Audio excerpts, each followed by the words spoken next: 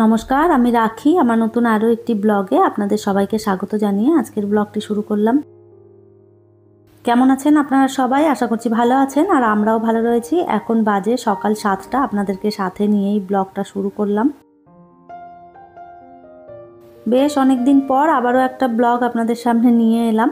এখন আর regular blog দিতে পারছি না, কেননা প্রচণ্ড পরিমাণে গরম পড়েছে আমাদের এই দিকে, আর এমনিতেই তো আমার শরীর খুব একটা ভালো নেই, যার কারণে আমি এখন আর ডেইলি ব্লগ করতে পারছি না। তো যাই হোক, আপনাদের এত ভালোবাসা থাকে সেই জন্যে মাঝে মধ্যে একটা আধটা করে ভিডিও আমি দিতে থাকি, যাতে আপনাদেরও ভালো লাগে আর আপনাদের প্রত্যেকের ভালোবাসা পেয়ে আমারও বেশ ভালো লাগে। সকালবেলাতেই গাছগুলোতে একটুখানি জল দিয়ে দিই, এটা আমি প্রায় সকাল দিকটাতেই করে থাকি। গাছে একমাত্র ওই সকালে জল দিই আর বিকেলবেলায় দিতে হয়। এখন তো প্রচুর পরিমাণে গরম পড়েছে, যার কারণে দুবেলাতেই গাছে জল দিতে হয়। একবেলা জল না দিলে না গাছগুলো কীরকম একদম ঝিমিয়ে পড়ে। আপনারা দেখতেই পাচ্ছেন প্রত্যেকটা গাছের পাতা একদম ঝিমিয়ে পড়েছে। কালকে বিকেলবেলায় জল দেওয়া হয়নি, যার কারণে এই অবস্থা। তো ওই জন্যে আজকে সকাল সকালই আর কি জলটা দিয়ে দিচ্ছি। এখন বাজছে প্রায় ওই 8টা মতন, তাতেই দেখুন কি পরিমাণে রোদ উঠেছে, মনে হচ্ছে যেন বেলা 12টা বাজছে।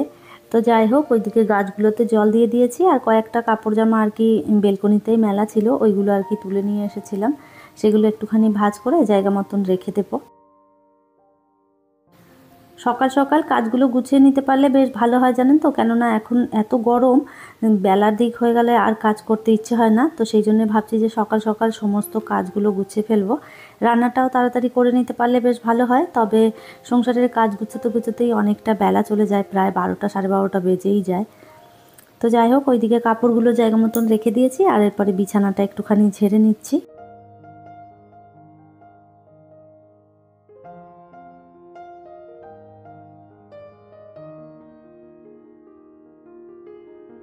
টুকটাক জিনিসপত্র যেগুলো এলোমেলো হয়ে থাকে চারদিকে, সেগুলো একটুখানি জায়গা মতন গুছিয়ে রেখে দিলাম। এরপরে এই যে ডাইনিং টেবিলটা একটুখানি মুছে নিচ্ছি।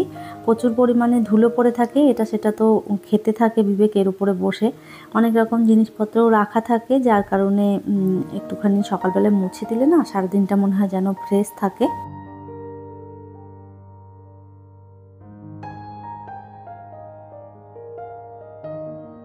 প্রচুর পরিমাণে ধুলো বেরোয় আমার বাড়িতে, আপনারা তো জানেন।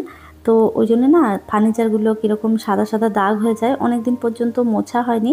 রোজ আমি এগুলো মুছতে পারি না, যখন সময় পাই তখনই মুছে ফেলি।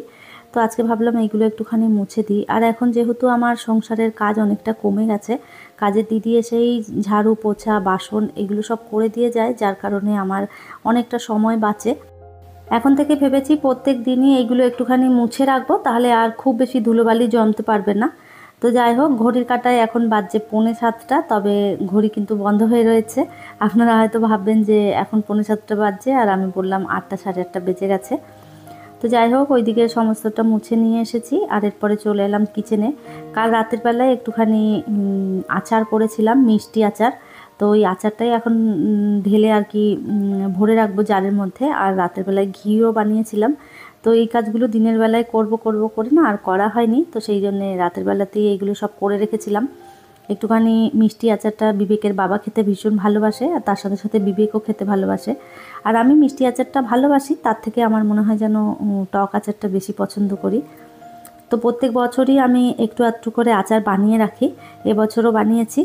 তো এই যে একটা বয়মে তো ধরলো না, আরও একটুখানি বেঁচে গেছে, তো ভাবলাম এই ছোটোটাতে রেখে দিই, এটাই বার করে খাওয়া হবে। আর ওটা এখন আপাতত ভর্তি থাকুক, এটা শেষ হলে তারপরে ওইটা আর কি শুরু করব খেতে। কয়েকটা বাসন রয়েছে ঝুড়ির মধ্যে, এইগুলো আর কি আমি গুছিয়ে খালি করে রেখে দিচ্ছি। এগুলো হচ্ছে রাতের বাসন, তো রাতের না, ঠিক বিকেলবেলায় আর কি দিদি মেজে দিয়ে গেছিলো। তো সেই বাসনগুলোই রয়েছে, ওইগুলো একটুখানি গুছিয়ে রাখি, কেননা এরপরে যে বাসনগুলো রয়েছে সেইগুলো ধুতে আসবে। তো তার আগে আমি এই যে বাস্কেটটা ফাঁকা করে দিই, তাহলে রাখতে সুবিধে হবে। বাসনগুলো সব জল ঝরে গেছে, এগুলো জায়গা মতন রেখে দিলাম।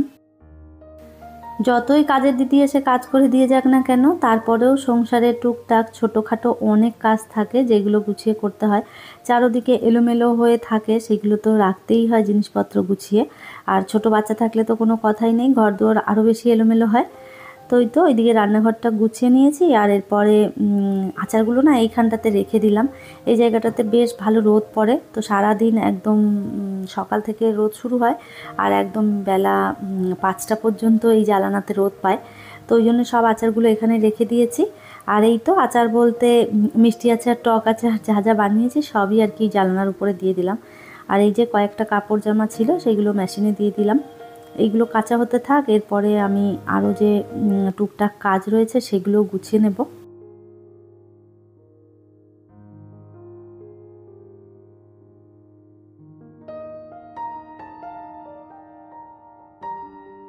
এই মুহূর্তে আপনারা যারা আমার ভিডিওটি দেখছেন প্লিজ একটি লাইক করে দেবেন, আর আমার ভিডিওর কোনো অংশ যদি আপনাদের ভালো লেগে যায় কমেন্ট করে জানাতে ভুলবেন না।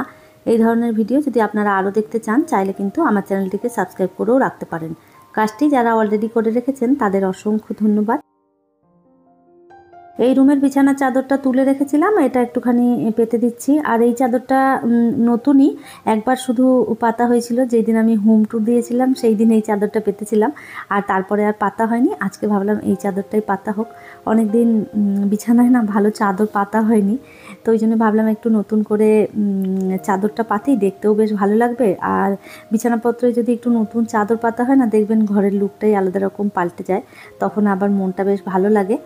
তো যাই হোক, বিছানায় ভালো করে চাদরটা পেতে দিলাম, আর এরপরে দিদি এসে ঘর ঝাড়ু মেরে মুছে দিয়ে যাবে, ততক্ষণে আমি স্নান করে পুজোটা করে ফেলবো। দিদি এসে সমস্ত কাজ করে দিয়ে চলে গেছে, আর আমিও তার ফাঁকে স্নান করে পুজোটা কমপ্লিট করে নিয়েছি। আর এখন অনেকটা সময় হয়েছে, সকালের নাস্তা করে খেয়েছি, তো এখন বাজে প্রায় ওই 10:30টার মতন। তো ভাবলাম এই যে রান্নাটা বসিয়ে দিই। আজকে সেরকম কিছু রান্না করব না, ডাল আর তার সাথে করব ভেন্ডির তরকারি, চিংড়ি মাছ দিয়ে ভেন্ডির তরকারি করব। ডালটা আমার ওইদিকে হয়ে গেছে। ভেন্ডি দিয়ে চিংড়ি মাছ দিয়ে তরকারি করলে কিন্তু বেশ ভালো লাগে এরকম তরকারি খেতে। আপনারা কারা কারা খেয়েছেন কমেন্ট করে জানাবেন, আর যদি না খেয়ে থাকেন একবার করে দেখবেন, বেশ ভালো লাগে খেতে।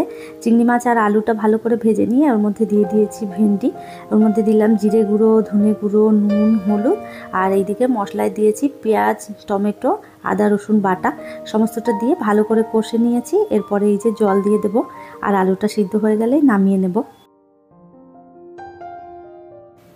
আর এই তো টুকটাক রান্না বান্না করতে করতে অনেকটাই সময় কেটেছে, প্রায় এখন বাজে 11:30টার মতন। এরপরে বিবেককেও একটুখানি স্নান করিয়ে দেব, তারপরে আর কি খাওয়া দাওয়া সেরে নেব আমরা।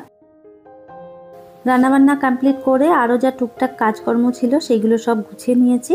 আর এরপরে এই যে আমি আর বিবেক দুজনে খেতে বসে পড়লাম। তো অনেকটা বেলা হয়েছে, এখন বাজে প্রায় ওই 1:30টা মতন। তাহলে চলুন, আমার আজকের ভিডিওটা এই পর্যন্তই। ফিরবো নতুন ব্লগ নিয়ে, ততক্ষণের জন্য সবাই ভালো থাকবেন, সুস্থ থাকবেন। আবারও দেখা হবে নতুন একটি ব্লগে।